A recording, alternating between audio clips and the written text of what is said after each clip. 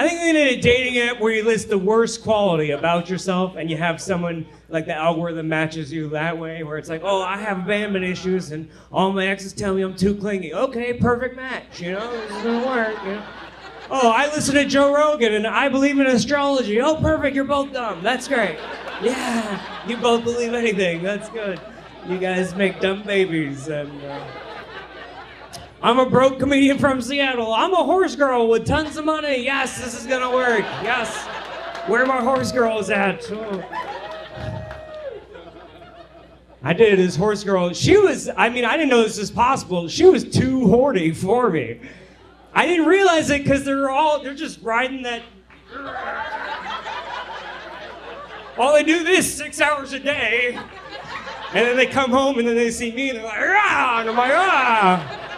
I wasn't ready. I need a blue chew. Give me a second, you know? Like, you gotta give me a warning, you know?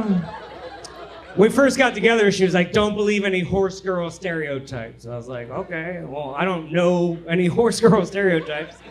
Then after a week, I was like, I think it's rich, because your horse has a Hermes blanket. Like, your horse has a more expensive outfit than my entire closet. It's fucked up. I mean, I'm cool with it, for sure. I'm poking holes in the condom, you know? But, I'm kidding. I'm not wearing a condom. God, I'm trying to get this bitch pregnant over here. No, that's an advantage, though, to dating adults, right? It's easier to have adult conversations. The first time we were about to hook up, she stopped me and she goes, hey, I just gotta let you know I'm not on birth control, so we should have a conversation about Ruth Bader Ginsburg. And I was like, well, that is not gonna help with the boner, but she's like, I'm being serious. What are we gonna do if I get pregnant? I was like, you're gonna have to stop drinking so much wine. Or start drinking a lot more wine. Like, either way, I'm cool with it. I'm pro-choice. I'm kidding, gosh, you guys. I gave a very mature, respectful, empathetic 3-minute answer that I rehearsed in the mirror for just such an occasion. And then she goes, fuck that, just throw me down the stairs. I was like, oh my God, I'm in love. She's the one. I like a lady that can, tell a dark joke once in a while. First time we had sex, we were at a hotel. Not to brag, first night, we get it done. Once in a while, they fall for the bullshit.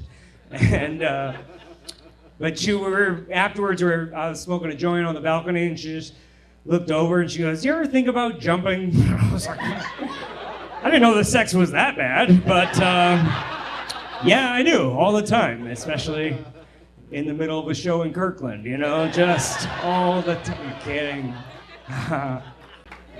Speaking of pooping outdoors, I had a show in Seattle last night. Oh boy, it is spooky season. I parked a couple blocks away and I walked over. I saw all the tents on the sidewalk. I was like, I can't believe people camped out for tickets. Like, I could just buy them online. That's so silly. No, I love Seattle though. It's beautiful time of year, right? The leaves are changing, the air is crisp. It's time to play my favorite game, which is Halloween costume or just a normal day in Seattle. You know? I'm being followed by a guy in a Jason mask, but he used the crosswalk, so could go either way at this point. I saw a study, or it's probably like a TikTok or whatever, but that counts as reading nowadays. I scrolled and didn't move for 3 minutes, but it said Seattle has the most well-behaved drivers in the country. Yeah, no, see, every time people get upset, I didn't say they're good at driving, I just said they follow the laws the best. I think that's why we also lead the league in serial killers, because you get stuck behind someone going 35 in the left lane all the way to Kirkland, and that rage just builds up. You're like, I will murder your family! Elon said we'd have tunnels by now. What the fuck? I think it's true, and I like that we have the best drivers, not skilled, but they follow the laws, because it makes it easier for me to drive like a maniac, right? If I know you're using your turn signal and you're staying in your lane, I can fucking bob and weave way better, right? But I go to the East Coast and everyone drives like a maniac, and I'm out of my league. I don't know how to handle it. I get scared. Like, I cut a guy off in New York once, and he followed me all the way to Connecticut. I was like, all right, you win. It was a real surprise breakup. I didn't see it coming at all. I was always trying to keep things spicy in the bedroom, so we always played a game that was her favorite. It's called Sexy Librarian, which is where I'm not allowed to talk and she reads a book. I was like, I never got to be librarian. Let's switch it up once in a while. We had a lot of communication issues, I realized. She was always trying to hint things to me during the relationship, but I'm an idiot. You know, one morning she was like, I had a dream last night that you started working out. You got super ripped. It was so sexy. I'm like, oh, I had a dream that you accepted me for who I was. You know, but that's not, oh, I won the battle, but I lost the girl. After we broke up, I was replaced by a dog, which is refreshing to know the relationship wasn't my fault after all. She just needed someone that would obey her commands. I know you guys can't laugh. You're like, she's right there. We're still cool though, you know. We actually hung out the other day. I got to meet the dog for the first time, which was fun. I was like, oh, I wonder if he knows any tricks. I go, hey boy, speak. The dog was like, help me. I was like, oh yeah. Oh. You think you're on a leash, buddy? Oh. Wait till she breaks out the shot collar. Kinky. Oh. I know it's tough because I'm pretty introverted as it is, so it's hard for me to meet new people, you know.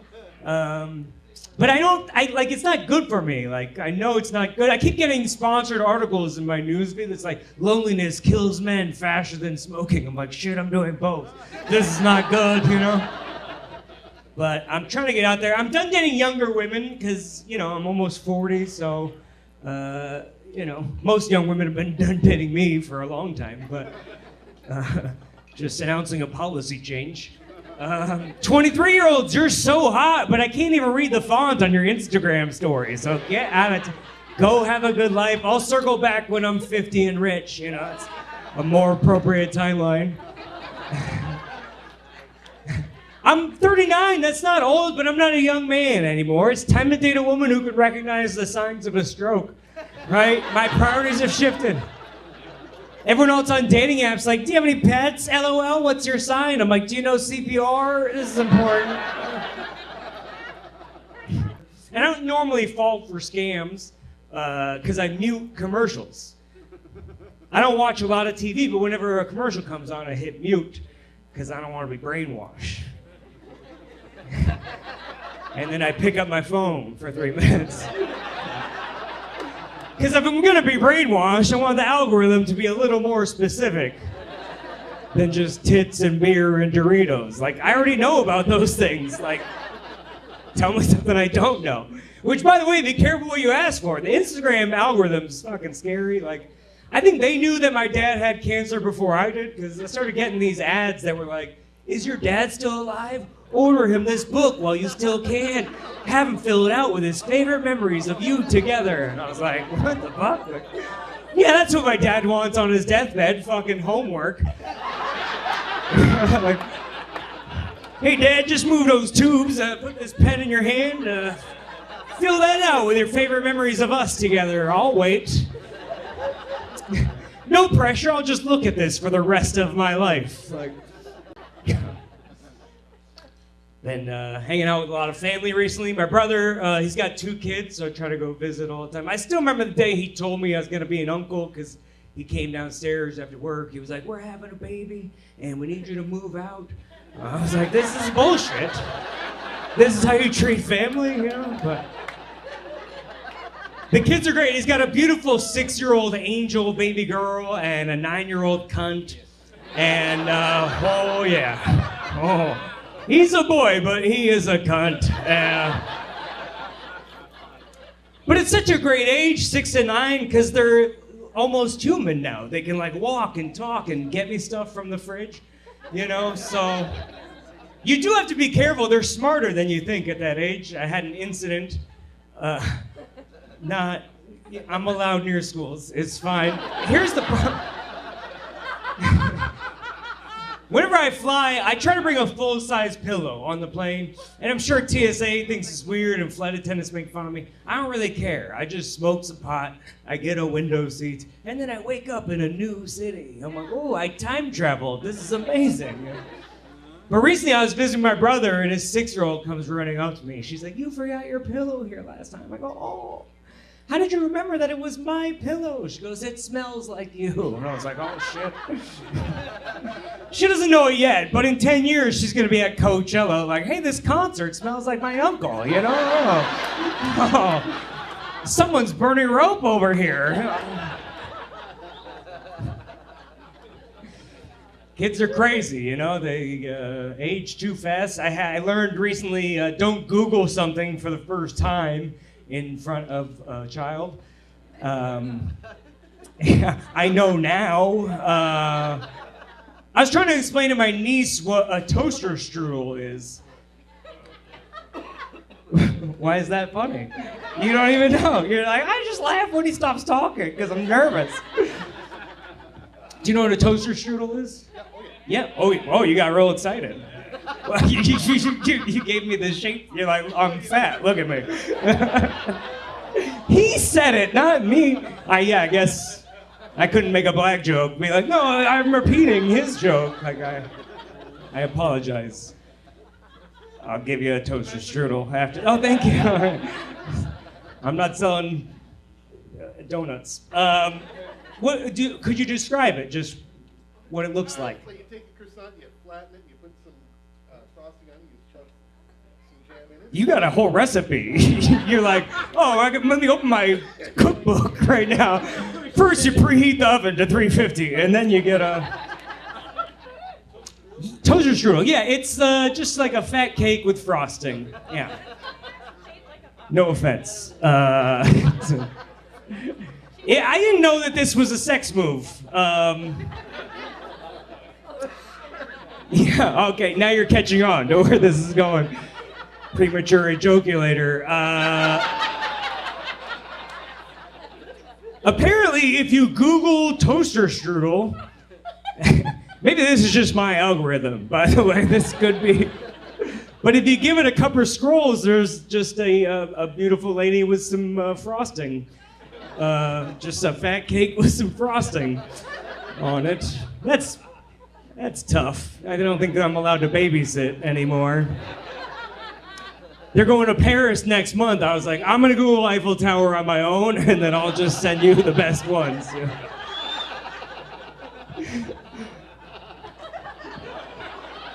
Oh, if only there was someone in the middle. That would have been a great joke. And then I almost fell into you. Good thing it's a soft landing spot.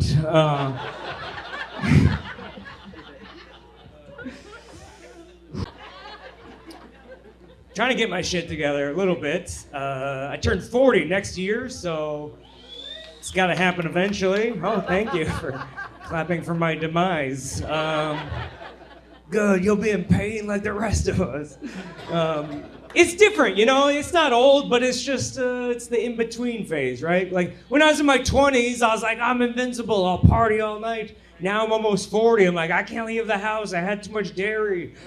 You know, things change.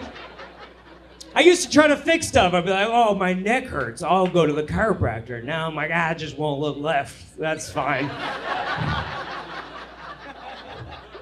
When I was in my 20s, I was doing drugs before I even got out of bed. And I still am, but it's mostly Tylenol at this point. Oh, yeah, 2 of those babies. Woo-wee.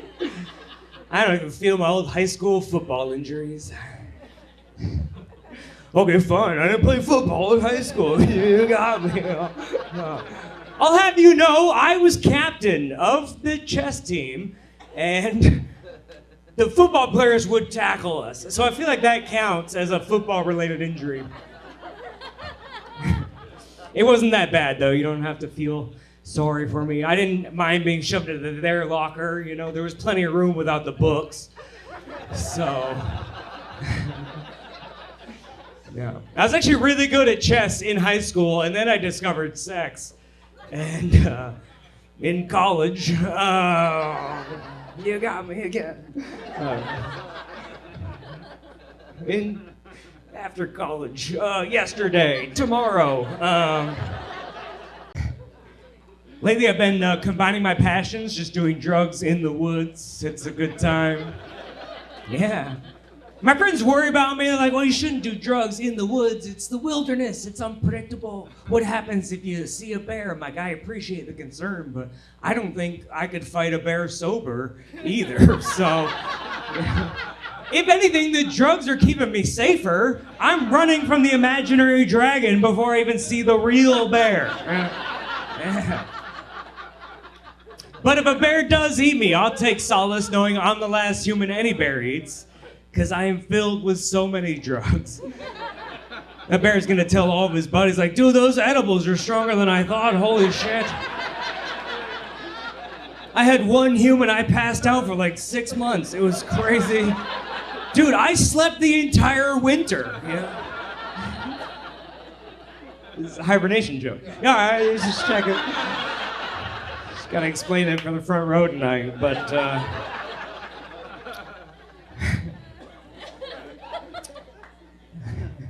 just raise your hand if you need help. I got you. No, it's good.